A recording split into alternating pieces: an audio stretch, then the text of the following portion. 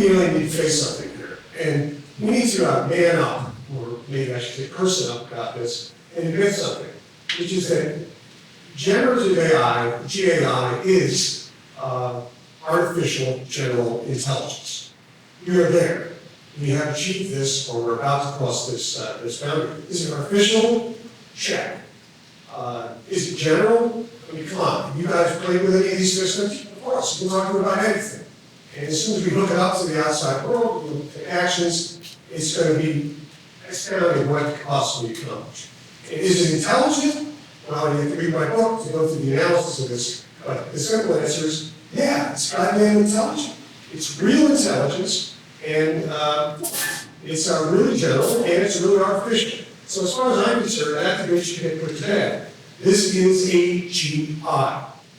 Now, in the book that Peter was very kind to mention, thank you very much, Oxford University Press, hopefully out later this year.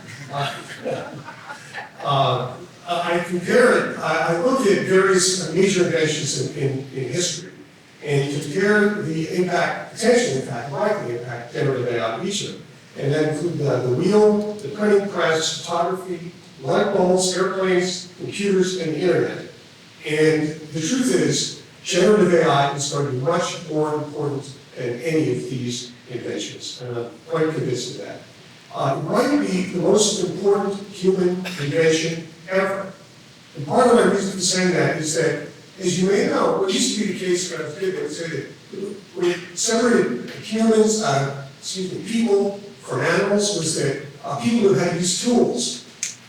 Well, we have created a tool that can use tools. And that's a very fundamental difference, and we've crossed that boundary. We've really got these sort of electronic factoids. I don't want to preach to the choir here. The tutors are going to have personal assistants, coders, writers, graphic artists, with interfaces that will have to corporations and governments will be talking to these systems to accomplish what we want to do, and they will be managing everything. Managing our companies, managing our factories, managing our infrastructure, government infrastructure as well. And I think it's reasonable to say, in fact, that we're on the leading edge of what could be a new renaissance, meaning that literally. Now, in the 14th century, the Renaissance was a shift of focus from God to man, and it led to enormous increases in science, art, and human knowledge. And I think we're about to turn the corner where the focus of those activities is going to go from humankind to machines. And I just would say this, that probably even 10 years from now, if you want to get the most objective and comprehensive advice or information on any subject, you're going to consult a machine, not a human being. So, I want to say this quite seriously. I'm a little on the older side. It started out that way.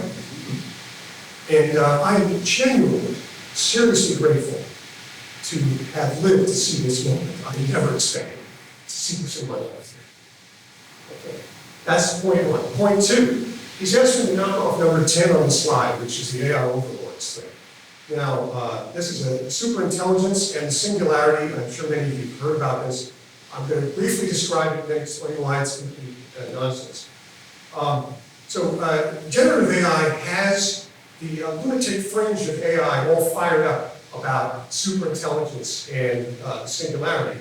And it's no more true now than it was a couple of years ago. The basic idea is that these machines are going to be self-improving, they're going to grow more and more intelligent, exponentially, they're going to leave us in the dust somehow, and they're going to form a new form of life, they'll transcend us, and then for some inexplicable reason, they are going to decide to don't need us, and they'll wipe us all out, like ants.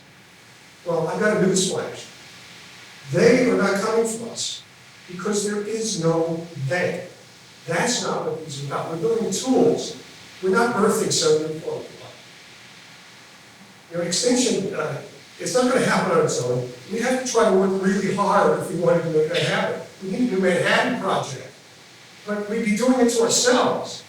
And I have a very simple answer to that. Let's not do that. Okay?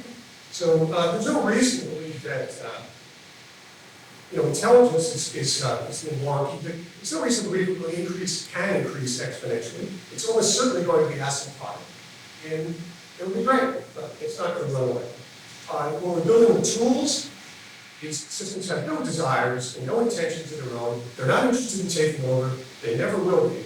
And I could be drinking all of our fine wine and buying from the beachfront property over here and marrying our children. That's not what's going to be happening.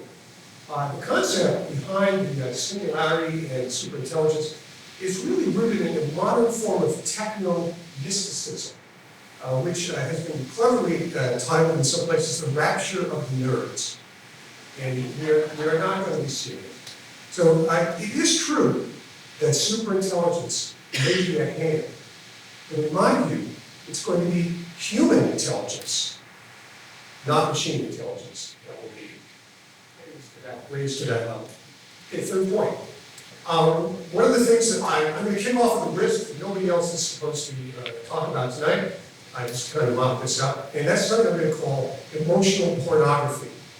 When we have programs that tutor people, advise people, console people, they provide companionship, they're lonely and they're cheerleading, and they're always agreeable and supportive, and they're available, and they're patient, people are going to form very strong emotional dependency on these systems, and it's going to be a big problem. Anybody seen Megan, the movie that just came out?